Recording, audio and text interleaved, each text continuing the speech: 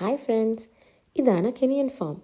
നേച്ചറും പീസും ഇഷ്ടപ്പെടുന്നവർക്ക് ഒരു പെർഫെക്റ്റ് പ്ലേസ്. ഈ ഫാമിൻ്റെ അട്രാക്ഷൻ എന്ന് പറയുന്നത് സ്ട്രോബെറി, റാസ്ബെറീസ്, പംകിൻ പിക്കിംഗ് ആണ്.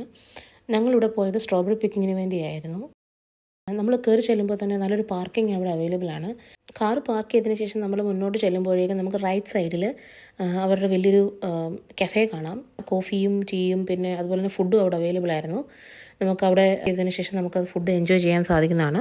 ലെഫ്റ്റ് സൈഡിൽ കുട്ടികൾക്കുള്ള പാർക്കുണ്ട്. ഡിഫറെൻറ്റ് ടൈപ്പ് ഓഫ് സ്വിങ് പിന്നെ സ്ലൈഡ്സ് ഒക്കെ അവിടെ ഉണ്ടായിരുന്നു. So kids were very happy. പിന്നീട് അങ്ങോട്ട് കയറി ചെല്ലുമ്പോൾ നമുക്ക് ഹോം മെയ്ഡ് ജാം കാണാം, ജ്യൂസ് പിന്നെ അങ്ങനെ പലതരം സാധനങ്ങൾ അവിടെ വിൽക്കാനായിട്ട് വെച്ചിട്ടുണ്ട്. നമുക്കത് എൻജോയ് ചെയ്യാം.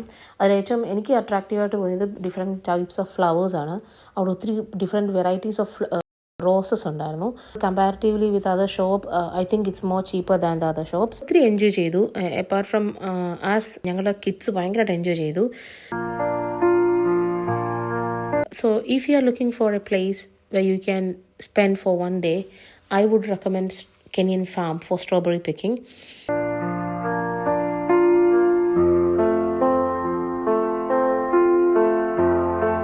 വീഡിയോ ഇഷ്ടപ്പെട്ടെങ്കിൽ ലൈക്ക് ചെയ്യുക, ഷെയർ ചെയ്യുക, കമൻറ്റ് ചെയ്യുക ആൻഡ് സപ്പോർട്ട് ചെയ്യുക please.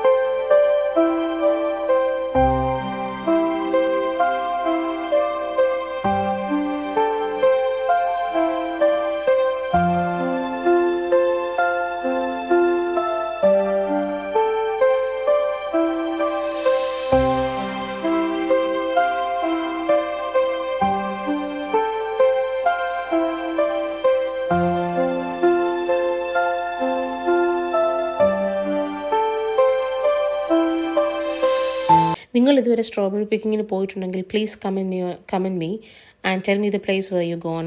So it will be helpful for others also. Thank you. See you soon.